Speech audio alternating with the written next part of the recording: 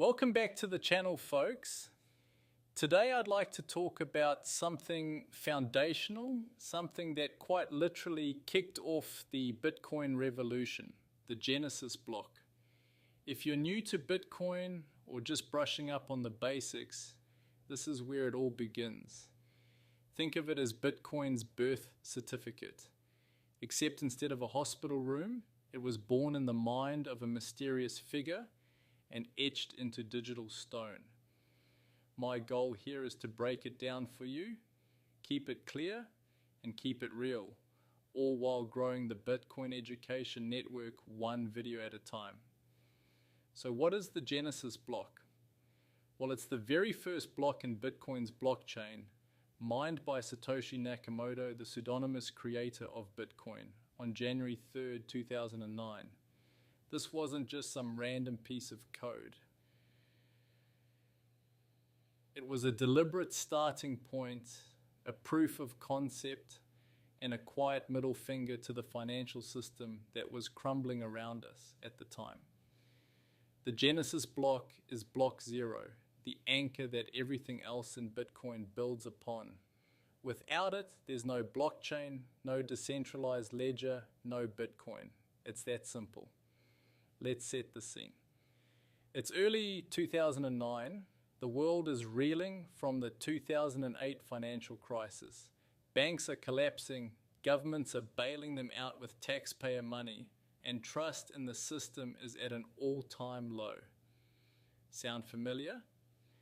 Into this mess steps Satoshi Nakamoto, who'd already dropped the Bitcoin white paper a few months earlier in October 2008.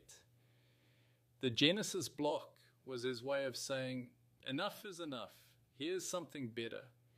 And he didn't just leave it at that, he embedded a message in the block, a little Easter egg for anyone paying attention. That message? It's from a headline in the Times newspaper dated January 3rd, 2009. Chancellor on brink of second bailout for banks. Now pause for a second and think about that. This wasn't an accident. Satoshi could have put anything in there, a random string of characters, a quote from Shakespeare, maybe even a grocery list. But no, he chose a headline that screamed financial instability. It's a timestamp, sure, proving the block wasn't created before that date, but it's also a statement. Bitcoin wasn't just a tech experiment, it was a response to a broken system. The banks were failing, the central bankers were scrambling, and Satoshi was planting a flag in the ground saying, we don't need you anymore. Technically speaking, the Genesis block is a bit of an odd duck. It's hard-coded into the Bitcoin software, meaning it's not like every other block that gets added through mining competition. Satoshi mined it himself, and here's the kicker. The 50 Bitcoin reward from that block, it's unspendable. Yep, those coins are locked away forever, like a museum piece. Some say it was a mistake, others think it was intentional, a symbolic gesture to show Bitcoin wasn't about personal enrichment for its creator. Either way, it's a reminder that Bitcoin's value isn't in some get-rich-quick scheme. It's in the network, the idea, the revolution. Let's talk about how it works for a minute. The Genesis block, like every block after it, contains a few key pieces. A header with metadata, a timestamp, and that famous message tucked into what's called the Coinbase parameter. The header includes a hash, a unique digital fingerprint that ties it to the next block, creating the chain. That's the blockchain in a nutshell, an unbroken line stretching from January 3rd, 2009 to right now, March 31st, 2025, as I'm recording this. Every block builds on the one before it, and it all starts with block zero. If you're into the tech side of things, the Genesis block's hash begins with a string of zeros. Proof that Satoshi did the computational work to mine it, even if it was just on his own computer. Now here's where it gets interesting. The Genesis block isn't just a historical footnote, it's a lesson. It shows us why Bitcoin matters. Back in 2009, the world was watching central banks print money like it was going out of style. Inflation wasn't the buzzword it is today, but the seeds were being sown. Satoshi saw that, and the Genesis block was his way of proving there's another path. A system where no one can just hit print and devalue your savings. Bitcoin's fixed supply, 21 million coins, no exceptions, starts right here. Bolsheviks call it the hardest cap in the world, but you get the idea. Speaking of education, if you're enjoying this video, please consider sharing it with a friend or family member who might want to learn more about Bitcoin. And if you want to subscribe to keep growing your Bitcoin knowledge, please do. I'd appreciate it. So, why should you care about the Genesis block today? Because it's the root of everything Bitcoin stands for: decentralization, trustlessness, and self-sovereignty. When you hold your own Bitcoin keys, and you absolutely should, don't leave them on exchanges, you're living out the vision Satoshi started with that first block. It's about taking control back from the banks and the bureaucrats.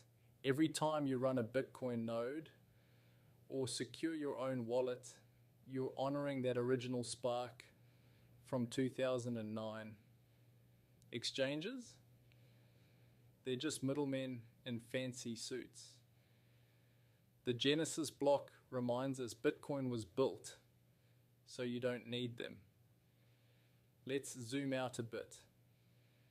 The Genesis block also proves Bitcoin's resilience. Think about it. Over 16 years later, that blockchain is still ticking, unbroken, with no central authority keeping it alive. It's survived crashes, hacks, bans, and more FUD than you can shake a stick at. And it all traces back to Satoshi's little experiment. That's not just impressive, it's borderline miraculous. The next time someone tells you Bitcoin's too volatile or too complicated, point them to the Genesis block. It's been holding steady since the iPhone was barely a thing. Now, I'd be remiss if I didn't give a quick shout out to a guy who's been killing it in the Bitcoin education space, Matthew Kratter over at Bitcoin University. If you haven't checked out his channel, please consider doing so. He's got a knack for breaking the stuff down without the fluff. Before I wrap up, let's talk about what the Genesis block isn't. It's not a magic bullet. It didn't fix the world overnight, but it was a starting point, a line in the sand. And here's a fun fact to chew on. If you look at the difficulty of mining back then versus now, it's like comparing a tricycle to a rocket ship. Bitcoin's network has grown exponentially, but it all ties back to that humble beginning. So, there you have it, the Genesis block, Bitcoin's starting point. Its history, its tech, its philosophy, all rolled into one. Next time, I want to dive into what happened after this block, how Satoshi got the network off the ground, and why it's still humming today. We'll call it bootstrapping Bitcoin from zero to hero. Stay tuned for that. Until then, keep learning, keep questioning, and keep your keys close. See you in the next one.